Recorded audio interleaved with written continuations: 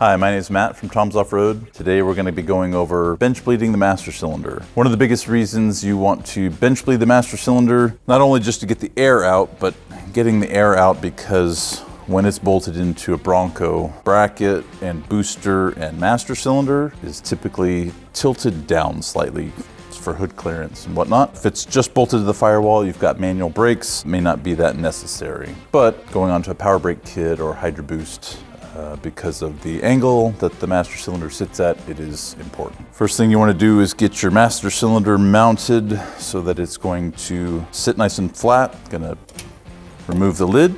One thing that I find very helpful is to have the bleeder kit. We offer a bleeder kit, comes with an assortment of fittings. So you want to find the fittings that match up with your master cylinder and thread them into the ports.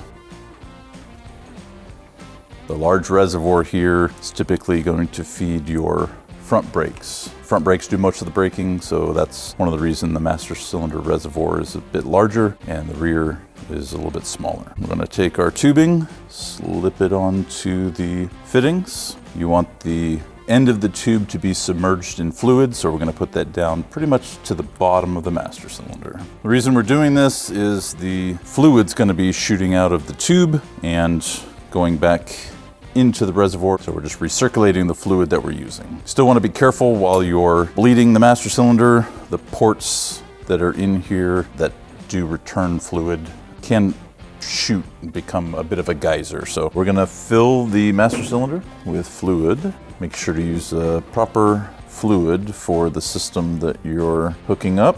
.3 is the most common and I think people like it the most. So we've got our master cylinder not filled with fluid, but got some, and got my special bleeding device here. Just want to slowly plunge.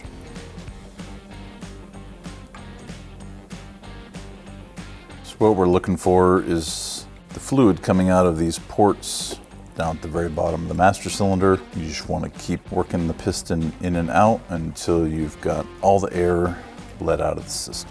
If you've plunged a few times and are not getting any air out of those ports, what I've done before is to take a hammer, give it a little tap, and sometimes you can knock some bubbles loose from some of the rough casting or sharp edges of stuff that's inside that cylinder. Now that we've got the master cylinder bled, we can get it mounted, start bleeding the rest of the system. Thanks for joining us again for another tech video. Join us next time, we'll have some more useful information for you. If you have any questions, please feel free to give us a call.